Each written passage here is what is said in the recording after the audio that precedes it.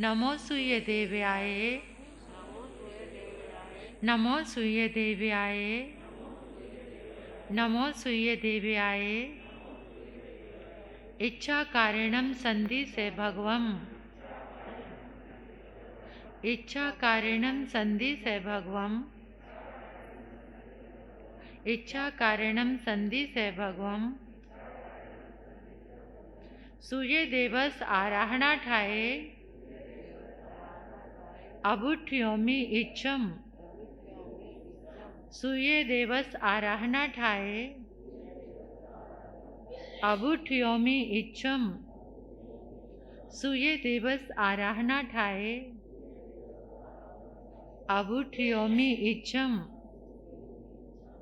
शुद्धदेव को अनंत अनंत वंदन करते हुए इस पावन अवसर का अद्भुत संगम हमें मिला है।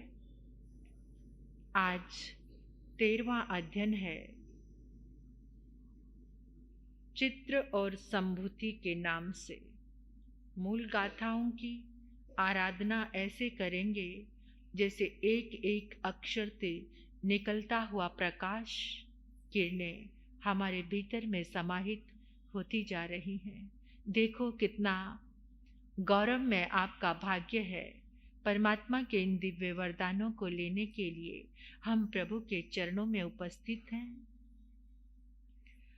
जाई पराजियो खल्लो काशी नियाणं तो हतिनपुर में चुलिनी बंबद तो उवनो पाऊं गोमाओ कंपिले संभुयो चितो पुणे जाओ पुरम तालमी सेठी कुलमी विसाले धमं सोण पवियो कंपिलमी नयरे समा गया दो विचित संभुया सुख दुख फल विवागं कहती ते एक मेक से चकवटी महिडियो बंबद तो महायसो भाय रंग बहु माणिन इमंग भयन माँ बबी आसिमो भाय राधोवी अन मन वसानुगा अन मन मनोरता अन मन ही सिनो दासा दसेण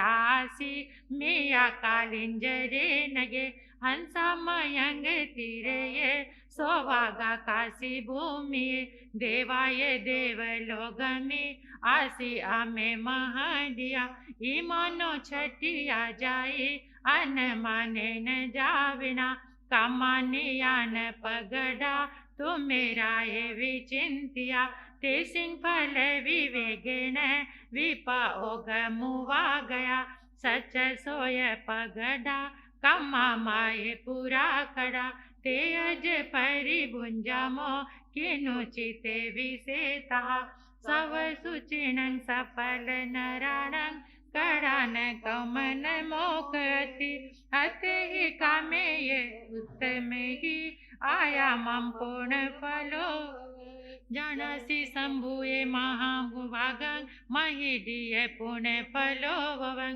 चित्तं पि जाना ही तहे वरायं इडे ही जोई तस्वीय पबुआ महतरु वावना पबुआ गहानुगी अनर्तंग मज जंग बिकुनु सिले गुनो ववेया इह जयन्ते समनो विजायो उच्च दये महु ककय बम्बे पवेया आवसयाय रम्मा इमंगिह चित दन पबूयं पसाहि पाचाल गुनो भवेयं नटे गियें वायें नारी जन्नाय परिवारियंतो गुंजाहि भोगाय हिमाहि बेको मम रोय पवजौ दुःखं संग पुण्य नेहं कयानुरागं नराहि वं काम गुणे सुगीदं धम्मासियो तस्हि अगुणेहि चित्तोइम वयन मुदारेता सवं विलवियंगियं सवं नटं विडबिंग सवे अभरण भारा सवे कामा दुहावहाया बाला विरामेषु दुहावहेषु न तंसु हंकाम गुणेशुरायं विरतकामान तवोधनान जंग बेकोणं शिल गुणेरयाण नरिंद जाय यह मानराण सौभाग जाय दुहो गयान जही भयं सब जन सवेसा वसीय सौभाग निवसनेषु तिसेय जाय पावियाय उचामि सौभाग निवेशनेषु सवस लोग दुख चनीजा प्रियं कमाओ पुरे कराय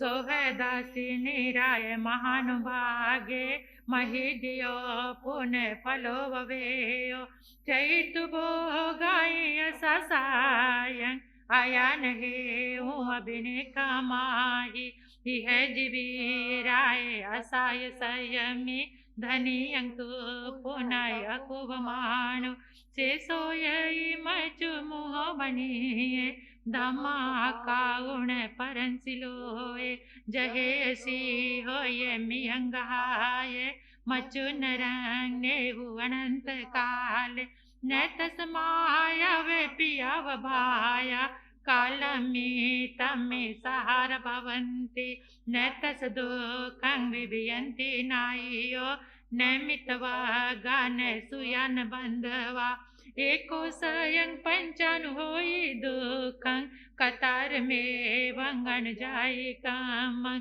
चिचा दुपयं च चौपयं च केतंगिहं धन धनं च सवं कमप बियो अवसोपयाय परम भवांग सुंदर पावगं वा तंग एक गंग तुच्छ शरीर गंग से चे गयं दही पाओगे बजाय पुतावे नायो य दाय रन मन अणुक सकमंती उवने जय जियपमायं वनं जरा हरै नरसरायं पंचाल राया वैनं सुनाहि माँ काशी कमायं महालायं अहम पिजानामि जहेव साहु न दम्मे तो मंग साहसी वक्त में भोगाई में संग करावंती जे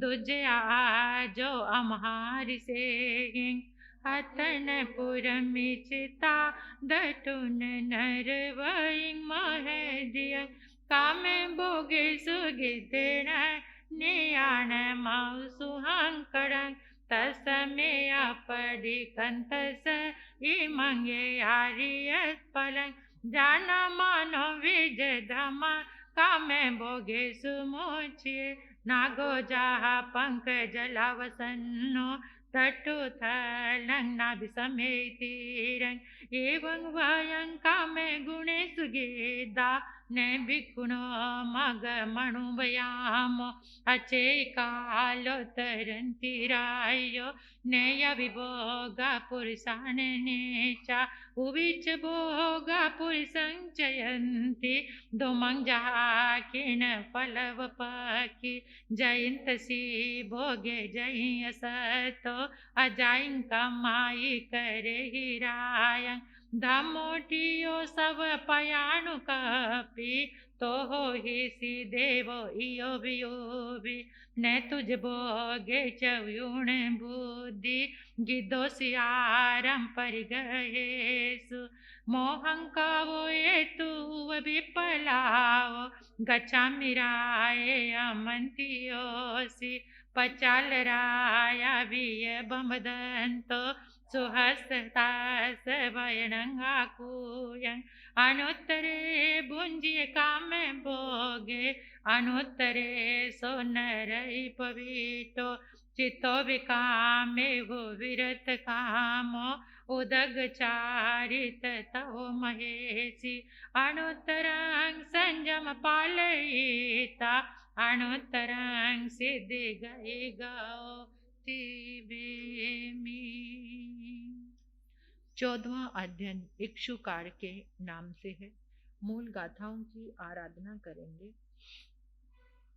दिवा भविताणे पुरे भवामी के चुयाए गए विमानवासी पुरे पुराणे असुयार नामे खाए समे दे सुर लोग रमे सम कमे से सन पुरा कहेण कुले सुदगे सुयत पसूया निवान संसार भया जहाय जिणेन्द्रमागं शरणं पवना पोवतमागम कुमार दोवि पुरोहियो तस जसाय पति विशाल कीर्तियो तह सुयारो रायत देवी कमला वैय जाय जरा में चो भया विभूया बहिं विहार विनि निविट चेता संसार चकस विमोकनता दटून ते काम गुणे विरता प्रिय पुत गादोनि विमहान सकामशील सपुरोहिय सरितु पुराणिय तत जाय तहा सुचेण तव संजमाचे ते काम भोगे सुअसजमाना माणो सोयन सुजया विदीवा मोखा विकंकी अभिजाय सदा तायं वागमं इमं उदाहु असायं दटु इमं विहारं बहु अंतरायं न यदिहमाउ तमांगी हंसी नेरइलामो आमंत्यामो चय सासु मोण आहतय गोतत मुनिन तेसि तव स्वागाय करं व्यासि इमं वयं वेय वियो वयन्ति जहान हि असुयान लोगो अहि जवे परिविस विपे पुते पड़े ठप गिहन सुजाया भोचान बोए सहितियाहिं आरन गाहोय मुनि पसता सोय गीनाय गुणी दंदेणं मोहम्निना पजल नाही नं संत तवावं पैतपमाण ललापमाणं बहुआ बहुंच पुरोहियं तम कम सोनुनन्तं निमंतयन्तं न सुयेदणेन जह कामं काम गुणे चेव कुमार गाते पसमिक वक्तं व्ययायन भवन्ति ताण भूतादिया नित्य तमं तमेण जायाये पुतान हवन्ति ताणं कोणम ते अणुमणे जयं क्षिणमित सोखा बहुकाल दुखा पगाम दुखाण गाम सोखा संसार मोख से विपक भूया खाणियण ताण काम भोगा परिवयन्ते अणित कामे आहोय राव परितपमाणे अनपमत धन में सामाणे पविति मचु पुरी सेर जरंच इमंच में अति मंच नति इमंच में किच इमा किंच तंगे में वंगलालपमाण हरा हरन्ति ते कहं पमाय धन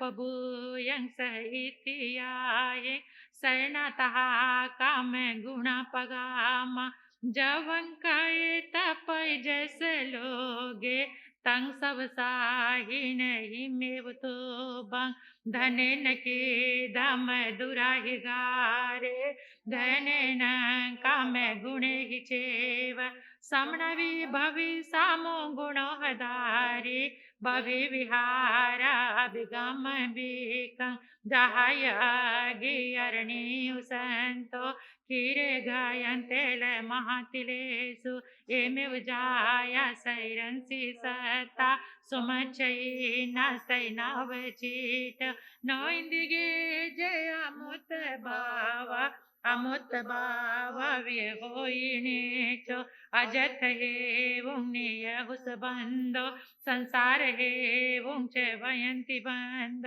जहा वयं धम जान समाना पावंग पूरा कामे काशी बोरा अरुजमाना परिकयंता नंग देव भुजो समाय रामो अबु वहायमि लोग में सब परिवार अम्मा हो एंग पढ़ती हैं गिहंसी न रही लबे केने आबा वो लोगो केने वो परिवारियो कावाय आमो हावुता जाया चिंता वरो में पचानो बाबा हो लोगो जराए परिवारियो अमो हरयणी भूता एवं ताए बियान है जाजा बचई रयणी नसा पड़ी निति अमहंकुण मानस अफला जंती रायो जाजा बचई रयणी नसा पड़ी नियति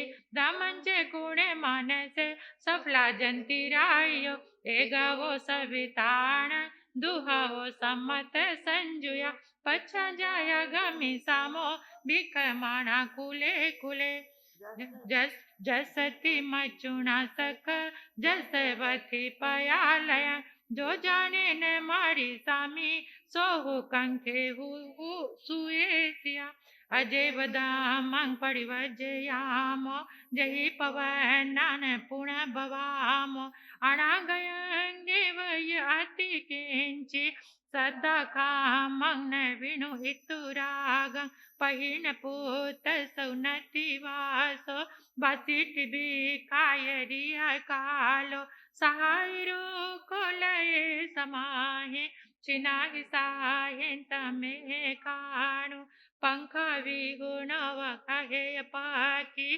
दिचा विगुण वरण नरेंदो विसिन सारो न बणियो ये बोए तिहान पोतो मिता अहंपि संसो भूया काम गुणाई मेते संपंडिया अगर सप भूया बुंजा मुता काम गुणे पगाम पच्चा गामा सामो पहान मागं भूता रसा बोई जहाई ने वो नैजिव्या ठापा झामी बोए लाभम लाभम चे सुहंच दुखं संचिक मानो चरितामी मोण माहुतुमं सोयरियानं संभरे जुणो विहंसो परिसोत गामी बुझहि भोगाई वै समान दुखं बिखायरिया विहारो जहाय बोई तनुयं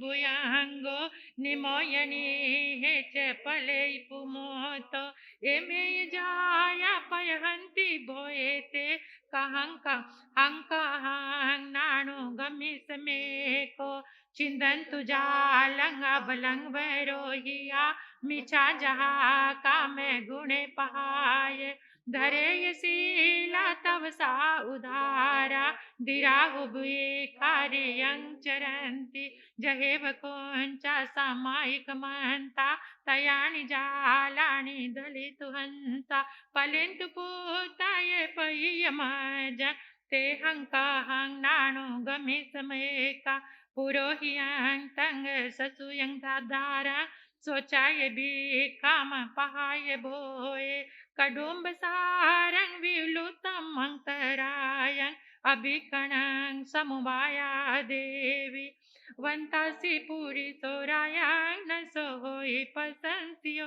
महानेनं परिचता धन आदाउ मिच्छसु सवं जगं जयि सुह सवं भावि धनं भवे सबं पीते अपजतं नेवं ताणायतं तव महर्षि रायं जहाय राया वाह मनोरमे काम गुणे पहाय एक उदामो नर देवतान न विजय न मिहे किंचि नाहं रामे पकणी पंजरे वा संतान छीना चरि सामी मोण अकिंचना उजु कड़ा निरामिसा परिगहारंभनीयत दोसा दवगिना जाहरणे डज माणे सुजंतुसु अन्य सतापोमयंती राग दोष वसंगया देवमेयं वयं मुडा कामे भोगे सुमोचिया डज माणंग ने बुझामो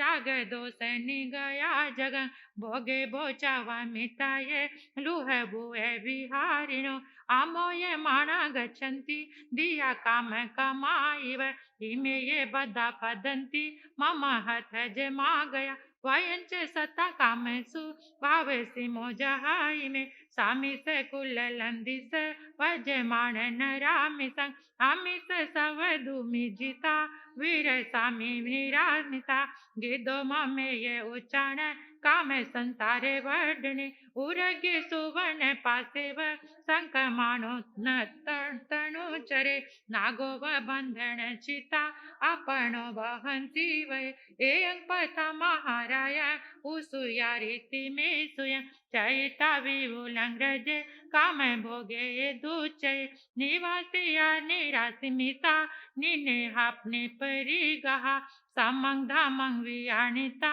चेचा काम गुणे वरे तमंग पगिज खाया घोर पर कमा एवं ते कम सोबधा सवे धम परायण धम मचि बहु विगा दुख सत गवेसिनो सासेन विगे मोहनाण पुण्य भावण भाविया अचिर नेव कालेन दुख संत मुवा गया राया सह देवीये महानो ये पुरोहियो महानिदार गाचेव सवेत परिनिवुडो तिवेमी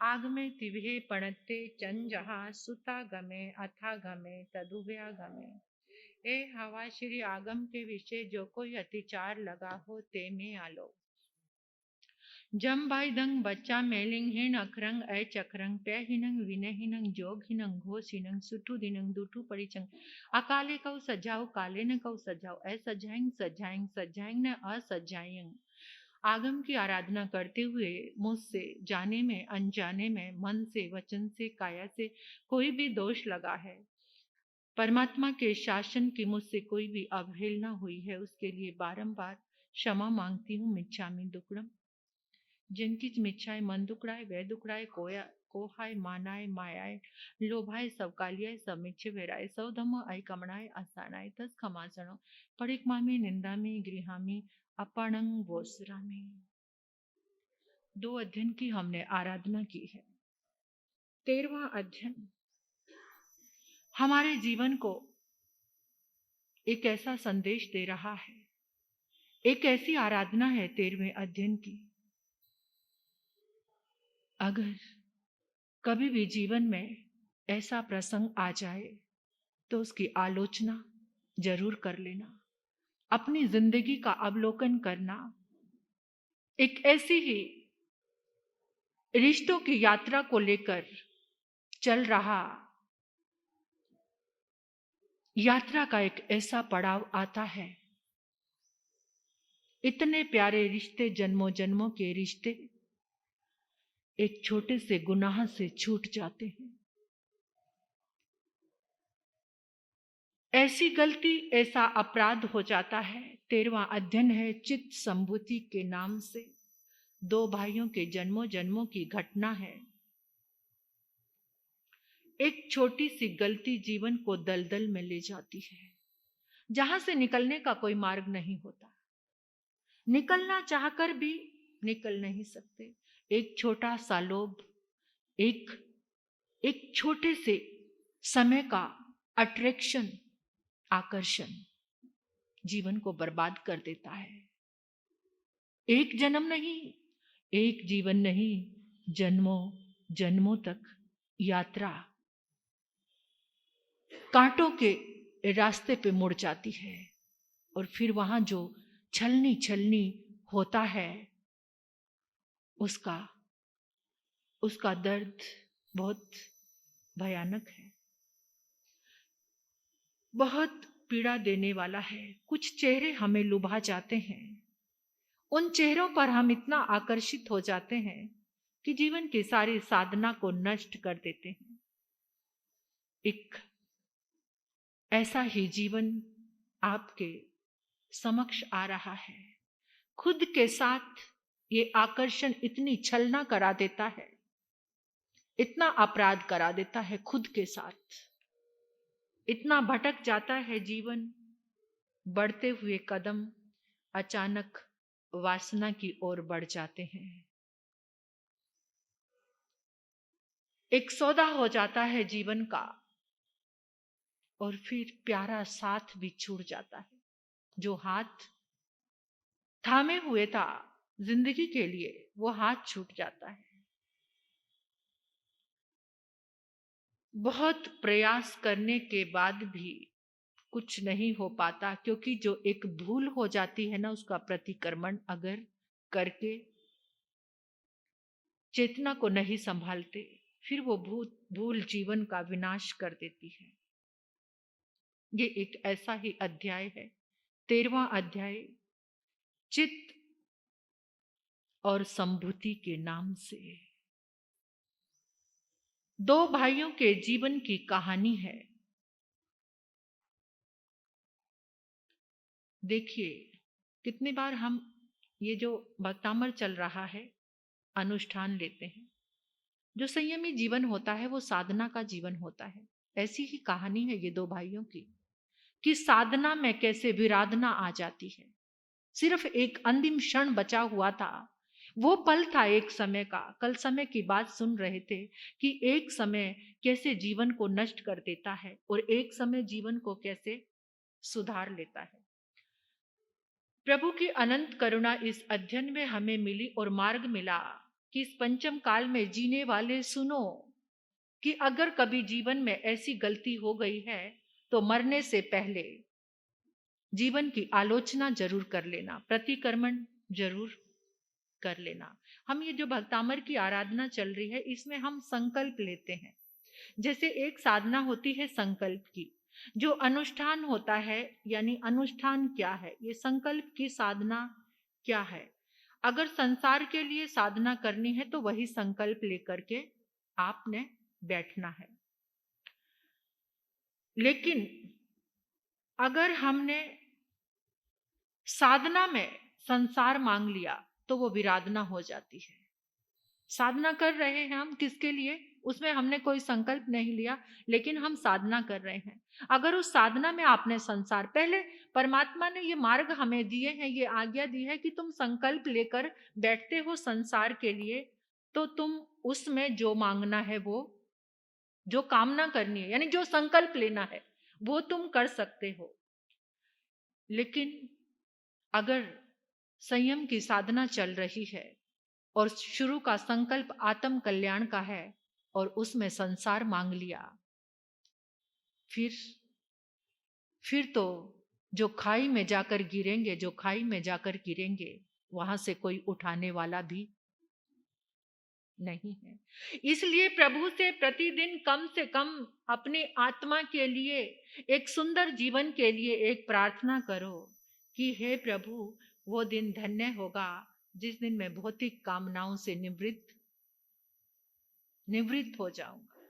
सुबह उठकर प्रातः कालीन वेला में आप रोज एक इमेजिनेशन आपके समक्ष आ रही है कि प्रभु का समोचरण है, उसमें 2 मिनट बैठकर ये प्रार्थना तो कर सकते हैं कि हे प्रभु, आपके ओरे में पहुंचकर, आपके चरणों में पहुंचकर मेरा क्रोध क्षमा में बदल गया है।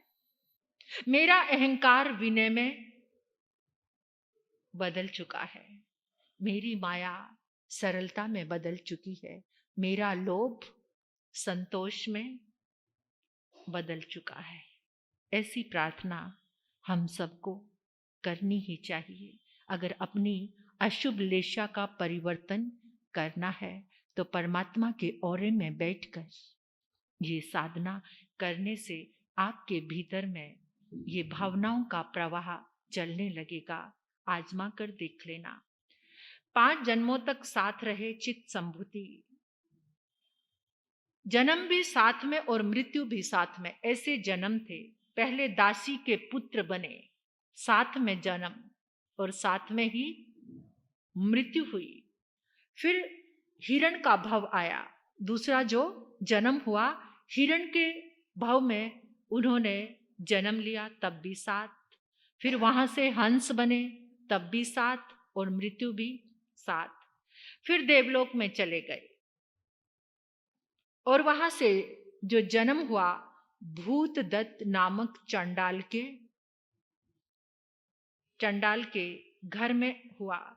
चित्त और संभूति साथ साथ यहां पर उनका जन्म हुआ। जंगल में एक सारथवाह जा रहा था। मुनि राजा थे मुनिचंद्र, फिर वो मुनि बन गए। तो वो भी सारथवाह के साथ, पहले मुनि ऐसे विचरण करते थे कि सारथवाह के साथ साथ जंगल को पार कर लिया करते थे।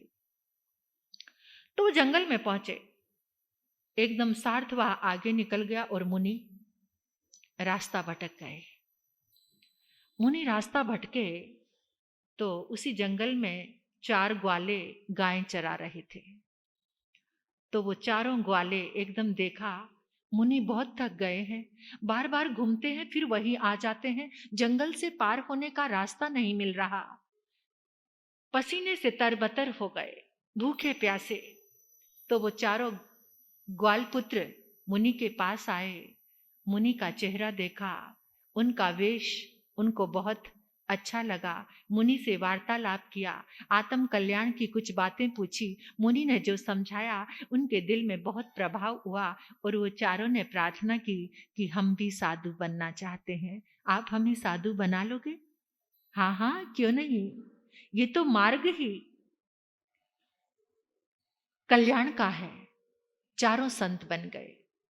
अब चारों संत बने, उसमें से 2 ग्वाल पुत्र ऐसे थे जिनको साधु के कपड़ों से प्रेम नहीं आता था, यानी मलिन वस्त्र देख करके उनके अंदर वो चर्या का पूरा पालन कर रहे थे, लेकिन मलिन वस्त्रों से उनके अंदर एक घृणा का भाव सा रहता था।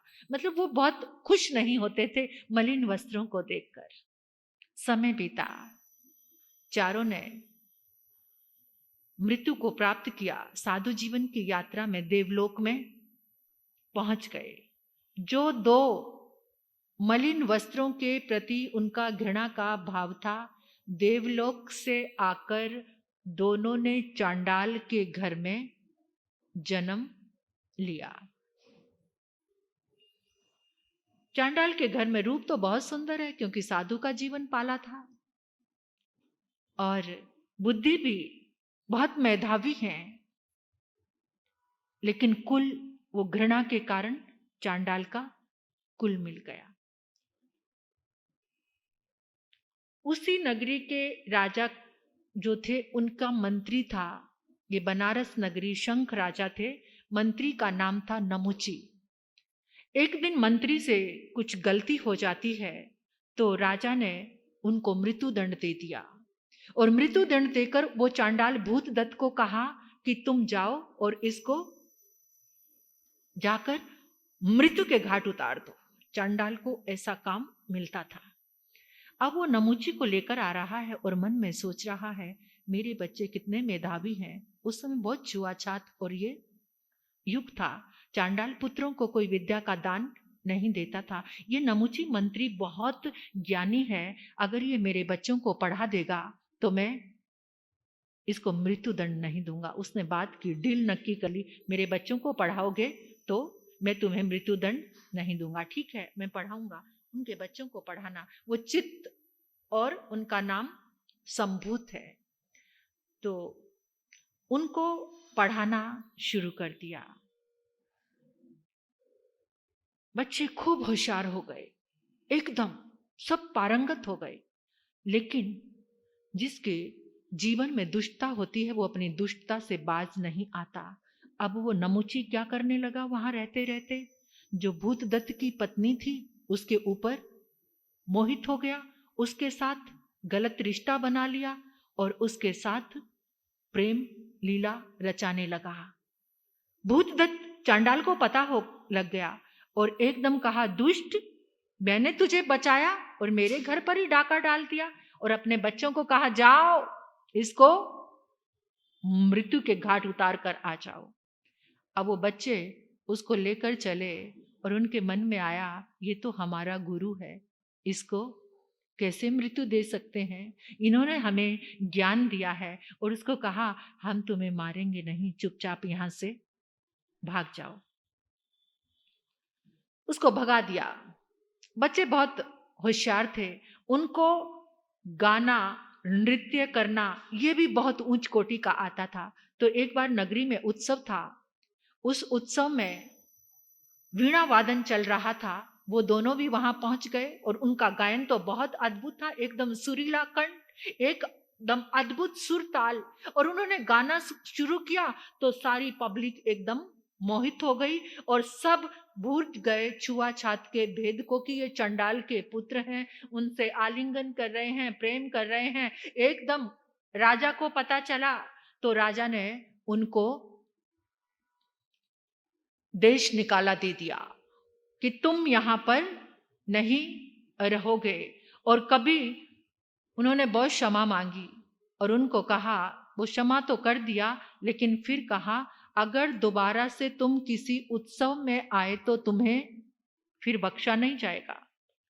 अगले साल फिर उत्सव था। अब वो अपने आप को नहीं रोक पाए। अब वो अपना मुंह ढक के थोड़ा वेश बदल करके चले गए और जाकर फिर स्वर लहरियां छेड़ दी। और स्वर लहरियों में इतना डूबे कि पूरी की पूरी पब्लिक बेभान हो गई। और जब पूरी पब्लिक बेभान हो गई, जब सबको होश आया और वो भी गाते गाते, तो सबने पहचान लिया ये वही चांडाल पुत्र हैं। और फिर तो राजा को क्या था, राजा ने कहा, तुम्हें मना किया था ना, फिर तुमने वही गलती की, अब तुम इस नगर में बिल्कुल नहीं रह सकते। और उनको देश निकाला दे दिया। अब वो सोचने लगे, चंडाल का कुल मिला सारी विद्या कला पास होने के बाद भी कुछ फायदा नहीं है, इस जीवन को जीकर ही क्या करना है। तो एक पहाड़ की चोटी पर चढ़ गए और मरने के लिए जैसे ही तैयार हुए तो देखा एक मुनि ध्यान में बैठे हैं।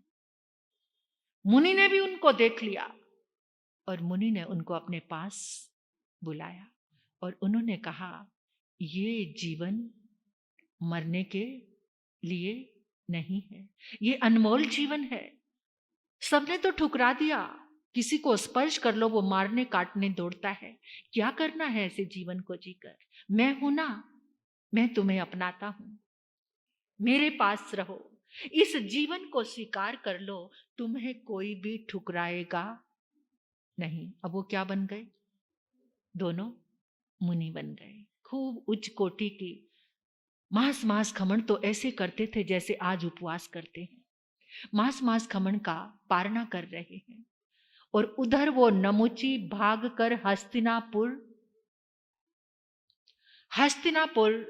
पहुंच गया। और हस्तिनापुर में वो राजा के यहाँ पर, यानी चक्रवर्ती राजा थे, उनके यहाँ पर फिर मंत्री के पद पर पहुंच गया। धीरे धीरे समय बीता और मुनि भी उसी सनत चक्रवर्ती की नगरी में पहुंच गए। अब पहुंचे तो संभूति छोटे वो गोचरी के लिए गए। गोचरी के लिए गए तो एकदम उसी नमुची से उनका सामना हो गया। नमुची से सामना हुआ तो नमुची ने पहचान लिया और उसने भी पहचान लिया, ये तो हमारे गुरु हैं। उधर से अभी वो उसको देख ही रहे थे, नजदीक बढ़ ही रहे थे कि नमुची के साथ जितने भी सैनिक थे उनको कहा कि इसको जोर जोर से मारो। वो सारे के सारे मुनि को मारने लग गए। मुनि तो सोच ही रहा है अभी ये मेरे गुरु, उसको समझ भी नहीं आया। और नमुची की शैतान बुद्धि क्या कह रही है, अगर इन्होंने मेरा भेद खोल दिया तो राजा मुझे बहुत दंड देगा। और इस करके वो मरवाने के लिए तैयार हो गया। अब मार खाते खाते मुनि सोच रहे हैं कि मैंने गलती क्या की है, मेरी कुछ गलती नहीं, बिना गलती के भी लिए भी इनको हमने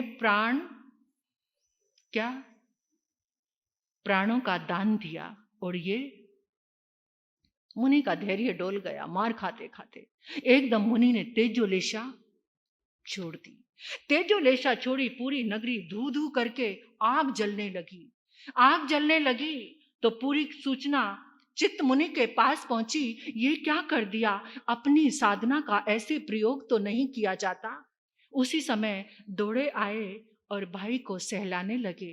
ये क्या कर रहे हो, समभाव में रहना है साधु को, तुमने तेजोलेशा क्यों छोड़ी, इसे समेटो। संभूति कहते तुम जानते नहीं, इस दुष्ट ने बिना बात से मुझे मरवाना शुरू किया। कोई बात नहीं, साधु पर ये उपसर्ग आते हैं, साधु को ये उपसर्ग सहने होते हैं। तुम संभाव में आओ संभूति, संभाव में आओ, अपने स्वभाव में लौटो और समेट लो इस तेजोलेशा को। देखो बिना कारण से सब लोगों को दंड मिल जाएगा, उनका कोई दोष नहीं है। समेटो समेटो मेरे भाई, शांत हो जाओ, शांत हो जाओ। अपने मुनि जीवन की साधना को याद करो। तुम मांस खमनधारी मुनिराज हो, तुम संभाव में लौटो, लौटो संभूति। भाई के समझाने से संभूति का भाव लौट आया। शांत हो गए, शांत होकर तेजोलेशा को समेटा, अंदर ले लिया।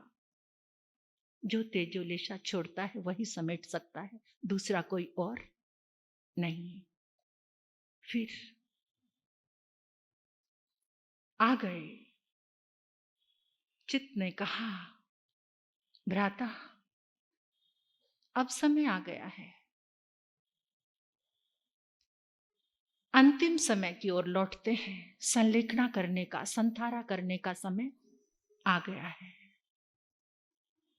चलो नगरी से बाहर किसी उद्यान में, वहां जाकर दोनों ने संथारा, संलेखना कर लिया। संत कुमार चक्रवर्ती के पास खबर पहुंची। ऐसे जब उन्होंने पूछा कि ये आग, ये धुआं, ये सब क्यों है, पता चला मुनि को कष्ट दिया है। एकदम नमुची को जकड़ लिया बेड़ियों में। अपनी पत्नी रानी महारानी सुनंदा को लेकर के सनत कुमार चक्रवर्ती जहां मुनि थे वहां पर क्षमा याचना के लिए आए। नमुची को सामने किया, ये अपराधी, इसे मैं दंड दूंगा, आप जो कहोगे वही दंड इसे दूंगा। मुनि कहने लगे छोड़ दो इसे, ये हमारा उपकारी है। देखो ये मुनि का जीवन होता है, छोड़ दो इसे, ये हमारा उपकारी है और इसने हमें बहुत कुछ दिया है, ये हमारा गुरु भी है। तीसरी बार फिर जैसे एक संत ने नदी के किनारे, नदी में पानी में डूबते हुए बिच्छू को बचाया। वो बार बार काटता है, वो बार बार हाथ में उठाता है, वो फिर काटता है, वो फिर उठाता है। किसी ने पूछा ये क्या कर रहे हो, बिच्छू को बचाना तो बहुत हानिकारक है। मुनि ने कहा वो अपने स्वभाव में है, मैं अपने स्वभाव में हूं। उसका स्वभाव काटना है, मेरा स्वभाव बचाना है। तो चित्त मुनि ने भी यही कहा राजा को। रानी सुनिंदा कहने लगी धन्य हो, धन्य हो, तुम्हारा समरस, तुम्हारा धैर्य, तुम्हारी साधना, अपने ऊपर आक्रमण करने वाले को भी अभयदान देने वाला कोई साधु ही हो सकता है। रानी सुनंदा इतने भाव विभोर हो गई, इतनी भाव विभोर हो गई, एकदम मुनि के चरणों में झुक गई। संभूति मुनि जिनका शरीर सूख कर शुष्क हो चुका था, बिल्कुल रूखा सूखा, एकदम जगह जगह से शरीर में तपस्या के कारण खुश्की आई हुई थी। रानी सुनंदा जब वंदन करने लगी तो उनके लहराते हुए मुलायम रेशमी केश, जिनको धोकर आई थी, हल्की हल्की पानी की फुहार और वो बालों का स्पर्श संभूति मुनि को छू गया। जैसे ही वो कोमल स्पर्श छुआ, एकदम ऊपर नजर उठाई तो रानी का सौंदर्य देखकर हैरान हो गए। ऐसा रूप, लावण्य, और एक क्षण लगा मुनि के अंदर एक भाव जाग गया, क्या ऐसा सौंदर्य मुझे भी चाहिए, ऐसा कोमल स्पर्श मुझे भी चाहिए। मुनि की भावधारा बदल गई। जैसे ही भावधारा बदली, एकदम भाई को समझ आ गया, जो साथ में जीता है ना, उसको आंखें देखकर भी पता चल जाता है कि अब ये क्या क्या चाहता है। इसकी भाव भंगिमा को जैसे ही देखा और देखा, ओ इतना बड़ा अनर्थ होने जा रहा है, जो सिद्धि के एक ही पड़ाव बचा है सिद्ध होने में, और ये क्या सोच रहा है। उसी समय चक्रवर्ती राजा तो चले गए और चित्त मुनि कहने लगे, बंधु, जो भाव आ रहा है उसका प्रतिक्रमण कर लो, उसकी आलोचना कर लो। ये भाव सही नहीं है, मुझे लग रहा है तुम आकर्षित हो गए हो, तुम्हारे भीतर में वासना की लहर उठ गई है भोगने के लिए चक्रवर्ती का वैभव। प्रतिक्रमण कर लो। संभूत मुनि कहता, अब नहीं, अब नहीं, अब तो मैंने सौदा कर लिया है कि मेरी साधना का फल, जो मैंने साधना की है उस साधना का फल ये हो कि मैं भी चक्रवर्ती बनूं। बहुत समझाया, नहीं माने, बेच दी। क्या? अपनी पूरी साधना का सौदा कर लिया। एक पल की वो लहर, दोनों का आयुष्य पूर्ण हुआ, देवलोक में पहुंचे और वहां से संबुद्ध ब्रह्मदत्त चक्रवर्ती के रूप में जन्म होता है और चित्त पुरिमताल नगर में एक सेठ के यहाँ पर जन्म हुआ। एक संयोग मिला, एक मंगल गान सुना, चेतना जागी, चित्त वापिस फिर साधु बन गए। साधु बन गए, उधर विचरण चल रहा है। जन्मों जन्मों के अनुबंध यहां आकर टूट गए। जन्मों जन्मों का जो रिश्ता था प्रेम का, एक भावना ने पूरा रिश्ता तोड़ दिया। एक लहर ने, एक वासना की लहर ने सुखद जो साथ था वो छूट गया। और अब एक दिन ब्रह्मदत्त चक्रवर्ती, एक खूब लीन है क्योंकि बेचकर मांगा है सब कुछ। अब जो बेचकर मांगा जाए उसमें कितना मदहोश होता है इंसान, वो ब्रह्मदत्त चक्रवर्ती को देखकर आप सोच सकते हो। एक दिन एक नटमंडली आई। नटमंडली आई तो उन्होंने नृत्य किया।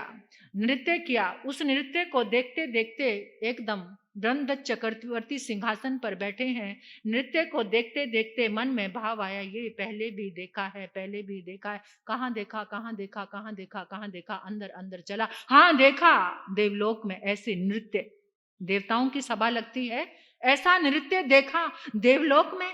और भी कोई साथ था, कौन था साथ में जिसके साथ बहुत अनुराग था, देखा मेरा भाई। और फिर जाति समरण ज्ञान हो गया। जाति समरण ज्ञान में वो पांचों पांचों जन्मों की धारा, वो भाई, वो भाई, वो भाई, कहाँ है मेरा भाई, भाई का वो प्यार। और उसी समय ब्रह्मदत्त चक्रवर्ती ने अपने भाई की तलाश के लिए एक लाइन लिखी, आसव दासव मृगो हंसो मातंग वमरो। पूरा एक, और कहा जो भी इसकी दूसरी लाइन को, दूसरे चरण को जो पूरा करेगा, मैं उसको अपना आधा राज्य दूंगा। अब सबकी जबान पर ये लाइन सब बोल रहे हैं। चित्त मुनि गुजर रहे थे खेतों से, एक खलिहान में एक किसान यही लाइन जोर जोर से बोल रहा था। चित्तमुनि उसके पास आए और पूछा, उसने सब बताया कि हमारी नगरी के जो राजा हैं उन्होंने कहा है कि जो इस लाइन को पूरा करेगा उसको मैं आधा राज्य दूंगा। मुनि ने उसको पूरा कर दिया। मुनि को भी जाति समरण ज्ञान, जैसे ही वो लाइन सुनी तो उनको भी जाति समरण ज्ञान, मेरा भाई। उन्होंने कहा कि जाओ और ये लाइन जाकर तुम, अब वो किसान गया, उस लाइन को तो सुना रहा है लेकिन अपने भाई के नजदीक तो आया ही नहीं वो। चक्रवर्ती ने कहा, ये मेरा भाई नहीं हो सकता, सच बताओ ये लाइन किसने बनाई है? मुनि ने। एकदम दौड़े दौड़े गए मुनि के पास, मेरा भाई आ गया, मेरा भाई। बहुत प्यार भाइयों में अपने राजमहल में लेकर आए। ब्रह्मदत्त ने चित्त मुनि से पूछा कि मैंने पिछले जन्म में जो पुण्य किया था उसका वैभव तो मैंने पा लिया, और तुमने जो पुण्य किया था उसके बदले में क्या पाया? मुनि ने कहा कि मैंने जो वैभव पाया, एक धर्म गाथा सुनी, मेरा अंतर मन जागा, और उस अंतर मन जागने के बाद ये जो मेरा वैभव है, मेरा संयम, ये मैंने प्राप्त कर लिया। अब मैं तुम्हें आमंत्रण देता हूं, तुम भी इस संयम को स्वीकार कर लो, इस रास्ते पर आ जाओ। तुम्हारा रास्ता देखो ध्यान से, अब जो ये एक क्षण का सुख है ना, उसके बाद बहुत बड़ा दुख मिलने वाला है। समझो इसे, इस दुख भरे रास्ते को छोड़ दो। ब्रह्मदत्त चक्रवर्ती कहते, बंधु, मेरे प्यारे, मेरे प्रिय, मैं तुम्हें आमंत्रण देता हूं, आओ इस रूखे सूखे जीवन को छोड़ दो। ये दुख भरा जीवन, कांटों में चलना, ना कभी खाने को मिलता, कभी कुछ नहीं मिलता। आओ इन महलों का उपभोग करो, ये मेरा नहीं तुम्हारा भी है। मैं तुम्हें आमंत्रण देता हूं इन भोगों को भोगने के लिए, इसे स्वीकार कर लो। चित्त मुनि कहने लगे, ये भोग क्रंदन है, ये भोग क्रंदन है, विडंबना है। जिस का तुम मनोरंजन समझ रहे हो, ये मन का भंजन करने वाला है। ये सुख केवल आभास मात्र है, आभास। ये तुम्हें शाश्वत आनंद और सुख देने वाले नहीं हैं।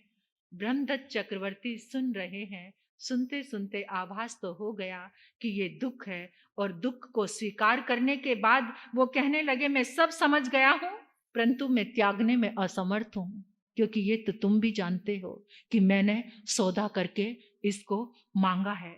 मैं इन काम भोगों में मदहोश हो चुका हूं, मदहोश। ये मदहोशी मैंने मांगी है। मुझे समझ आ गया है, जो पाप मेरे दिल में आया मैंने उसका प्रतिक्रमण नहीं किया, और वो पाप, अब उस पाप का कड़वा फल मुझे भोगना ही पड़ेगा। मैं चाहकर भी इसे छोड़ नहीं सकता। अगर एक पाप का बीज रह जाए तो वो फलेगा ही फलेगा, वो वृक्ष बनेगा ही बनेगा, वो लहलाएगा ही लहलाएगा। अगर उस बीज की आलोचना से, प्रतिक्रमण से, अगर उसकी उगने की शक्ति को खत्म कर दो तो वो बीज रहेगा, लेकिन उसकी शक्ति उगने की क्षीण हो चुकी है। अगर ऐसा कर दोगे तो वो बीज लहलाएगा नहीं, दुख नहीं देगा, फल नहीं लगेंगे, कड़वे कर्म के दुख भोगने वाले, उसको समझना है। चित्त मुनि ने कहा, भोग नहीं छोड़ सकते तो धर्म में ही स्थित हो जाओ, श्रावक का धर्म ही स्वीकार कर लो। अहिंसा, करुणा, प्रेम, मैत्री, जीवों को अभयदान दे दो, प्राणियों पर दया करो, आर्य कर्म करो। आर्य धर्म का पालन घर में रहकर कर सकते हो, अगर इस राज्य को नहीं छोड़ सकते। परंतु ब्रह्मदत्त पर कोई असर, किसने असर नहीं होने दिया? किसने? नियाणा, निदान। सबसे बड़ा शल्य है निदान शल्य। जो बेचना अपनी साधना को, ये निदान कुछ भी धर्म की आराधना नहीं करने देता। कितने लोग सोच रहे होंगे रात को कि हम जाएंगे, सुबह सुनेंगे, लेकिन उन्होंने कहीं ना कहीं कोई नियाण किया है, कहीं ना कहीं कोई निदान किया है। सोचने के बाद भी जो धर्म की आराधना करने के लिए नहीं आ सकते, ऐसे नियाण कभी हुआ हो तो उसकी आलोचना कर लेना। चित्त मुनि थक कर वापस लौट आए और क्या सोच रहे हैं कि ये जीवन का कैसा प्रसंग है। जानते हुए भी भोग को छोड़ने की बुद्धि नहीं आई। मैंने व्यर्थ ही वहां जाकर प्रलाप किया, मैंने व्यर्थ ही वहां जाकर अपना समय नष्ट किया। इसलिए आप भी मुझ पर एक उपकार कर देना कि जो कुछ कहा जा रहा है उसे व्यर्थ मत करना, किंचित मात्र तो स्वीकार करना। ऐसा ना लगे इस चातुर्मास के बाद कि हमने भी व्यर्थ प्रलाप किया। कुछ ना कुछ जीवन को बदलने के मार्ग जरूर अपनाना, वरना ये मौके जीवन में। और उधर मुनि के जाने के बाद तो इतना मदहोश हो गया, इतना गलतान हो गया, दिन रात भोगों में। और वो ब्रह्मदत्त चक्रवर्ती मर के 7वीं नरक में यात्रा देखो कैसे मुड़ गई। एक मरने के बाद समाधि संथारा संलेखना के साथ सिद्धि को, मोक्ष को प्राप्त किया, और एक नरक में पहुंच गया। ये था 13वां अध्ययन, रिश्तों को समेटे हुए। 14वें अध्ययन की 5 मिनट में आपके समक्ष थोड़ी सी व्याख्या कर देती हूँ। 14वां जो अध्ययन है इक्षुकार के नाम से है, इक्षुकार नगर।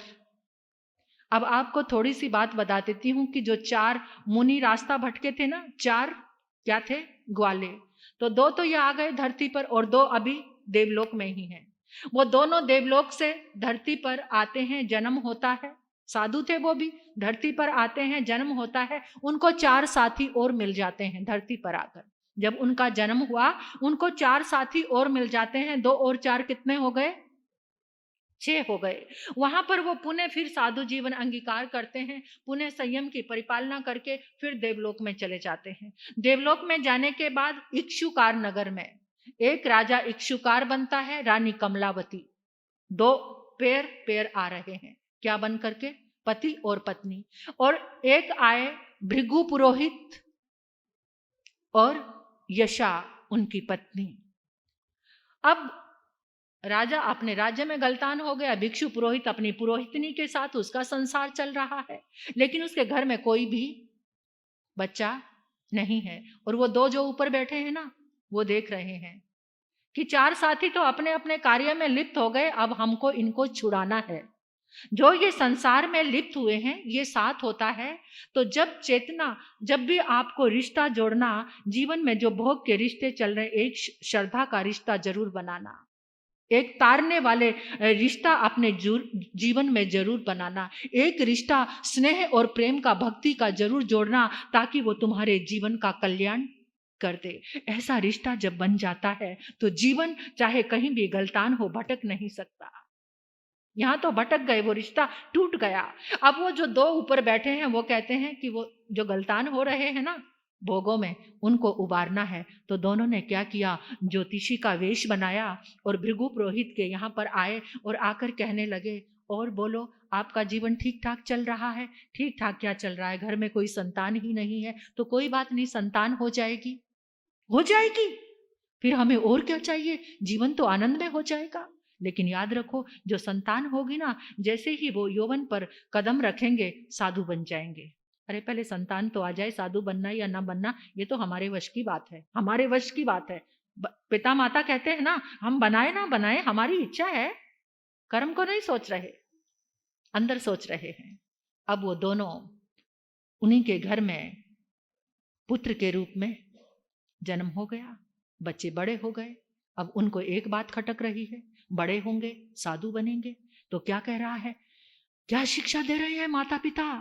अरे बेटा, इस नगरी में कभी कभार लोग उनको साधु कहते हैं, पर वो साधु नहीं, डाकू होते हैं, वो पकड़ कर ले जाएंगे, उनके पास छुरा होता है, तुम्हें जान से मार देंगे। उनके पास एक झोली पकड़े होता है, झोला, और उस झोले में क्या होता है? चाकू होते हैं, छुरी होते हैं। जब भी तुम देखो तो लौटकर, अब वो तो बेचारे जब जन्म हुआ तो भूल गए, अब उन्होंने भी वही रटना शुरू कर दिया। साधु लोग कहते हैं वो डाकू होते हैं, उनके पास छुरा होता है, वो मार देंगे हमें।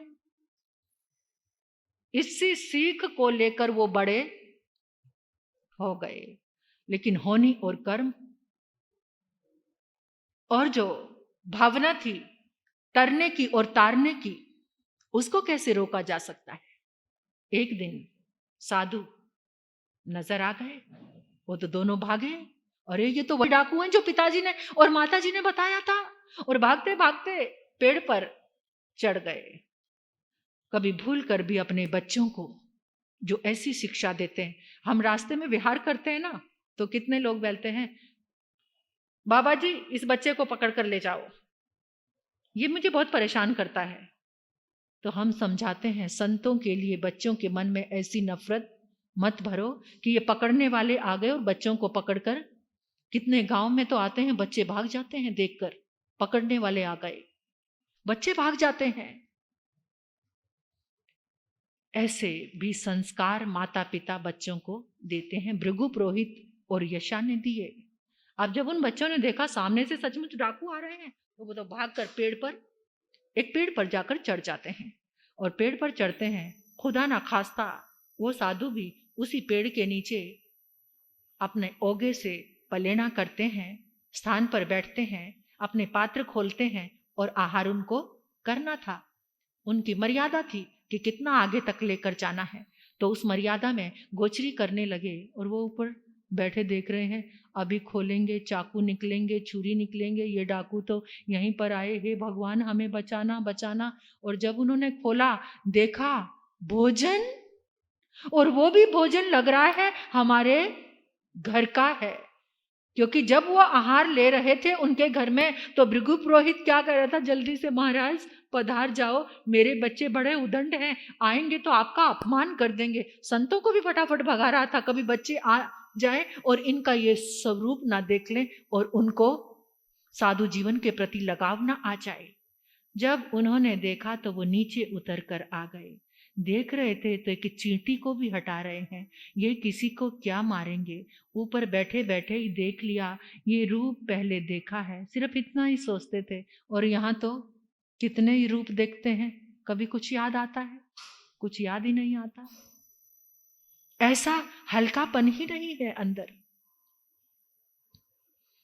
हाँ, कोई अणुबंध किसी के साथ जरूर जुड़ जाता है, पूर्व जन्म का, वो अपना सा लगने लगता है।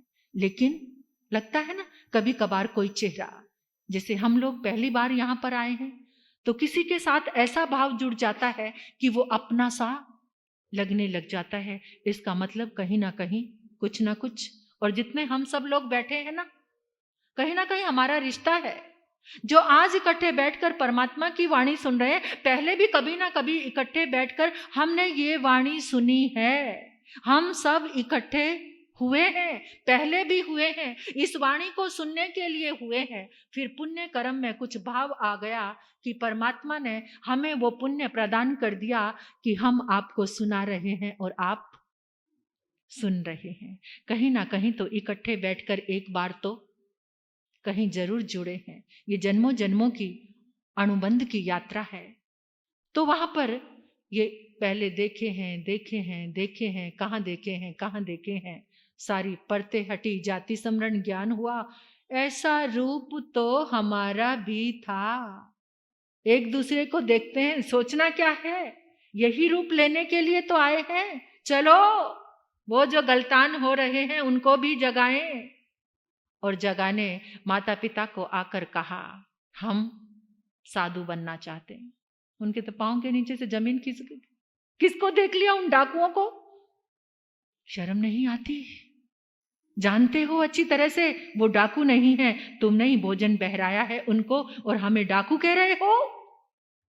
बेटा ये मोह है, तुम हमें छोड़कर नहीं जा सकते। जाना तो पड़ेगा ना, ये क्षणिक सुखों के लिए हमें कब तक रोकोगे? किनमित सुखा बहुकाल दुखा, जिसको तुम सुख कह रहे हो, तुम हमारा आनंद हो जीवन का, हमें बाद में कंधा कौन देगा, अग्नि मुख अग्नि कौन देगा।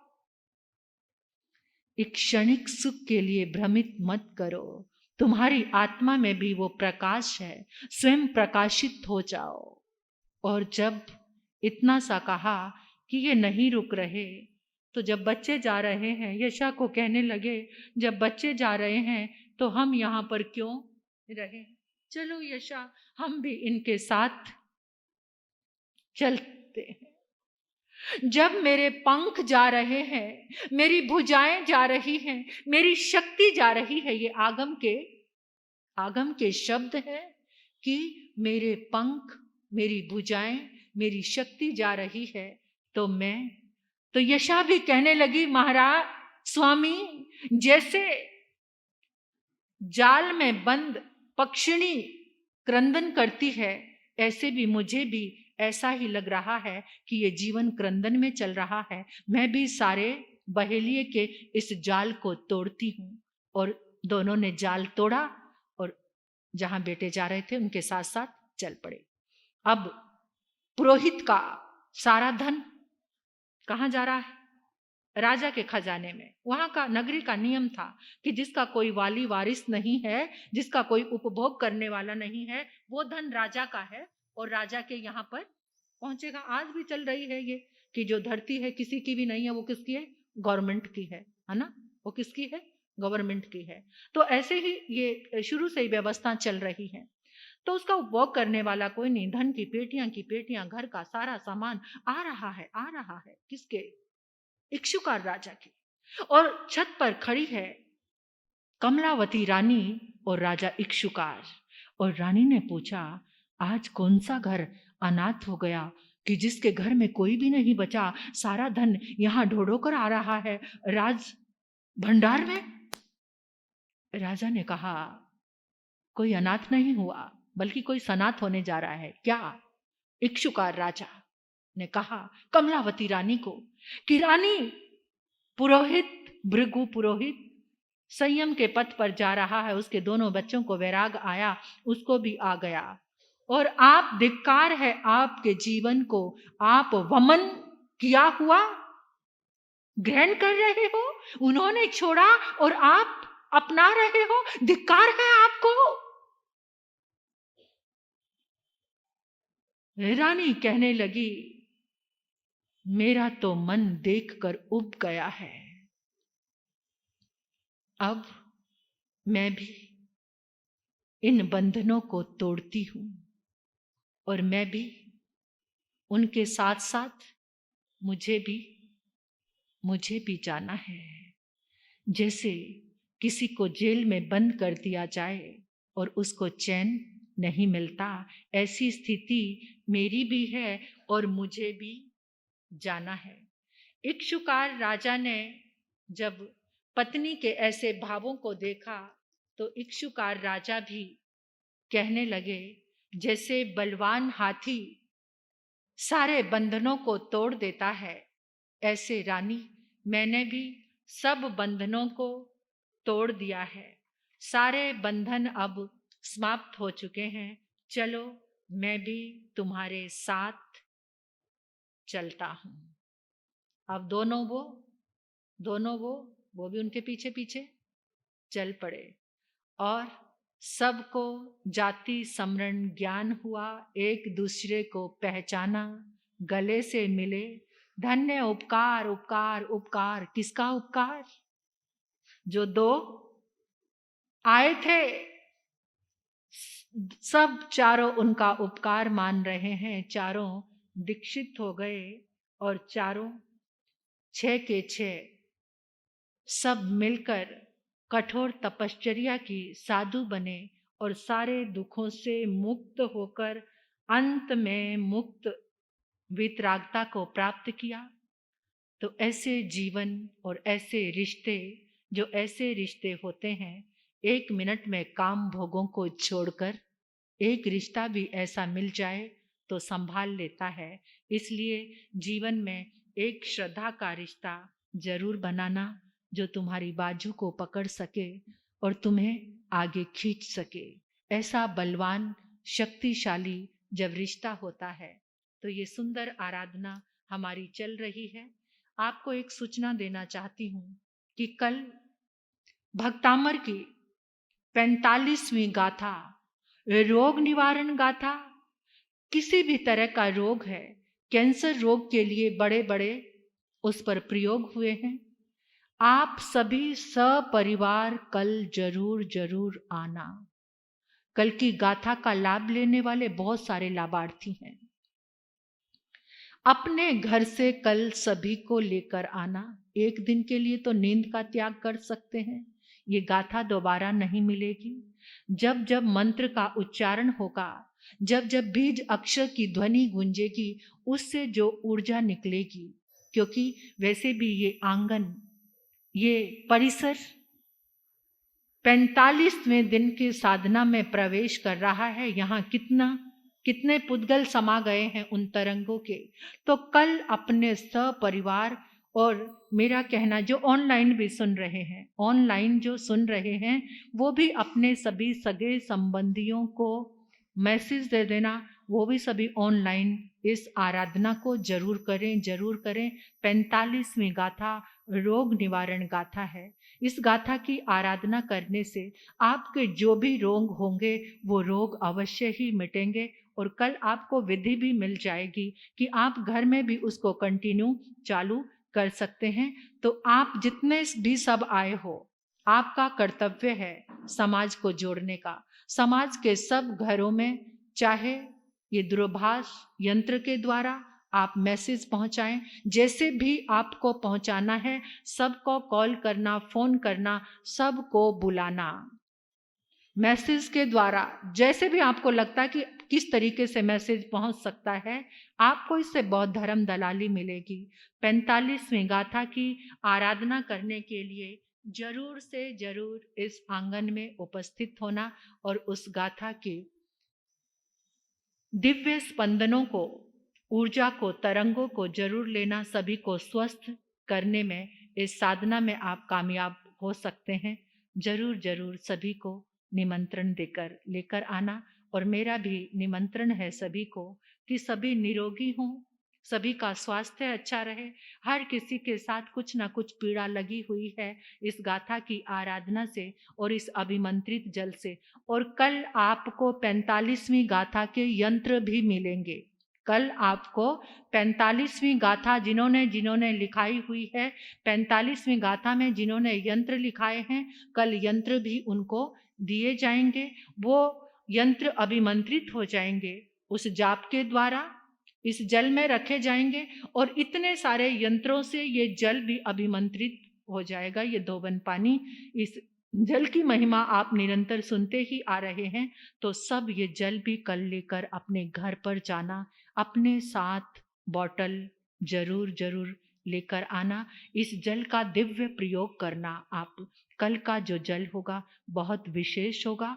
इतने सारे यंत्र का संग इस जल को मिलेगा। तो ये आप जरूर इस आराधना में शामिल होना। पुनः पुनः बार बार मैं आपको निवेदन कर रही हूँ, इस निवेदन की कद्र करना। बहनें, आप भी, आपके जो मंडल हैं, अपने मंडल में मैसेज डालना, अपने मंडल वालों को सबको बुलाना। अगर घर में बच्चे भी हैं और एक दिन बच्चों की छुट्टी भी करा सकते हो तो कोई बात नहीं है, उनका रोग दूर हो सकता है। तो इसलिए घर में शादी होती है तब भी तो कभी बच्चों को छुट्टी कराते हो। तो समझ लेना ये एक ऐसा निरोग होने का उत्सव हमारे आंगन में आकर खड़ा है। तो जरूर जरूर इस पर आप गौर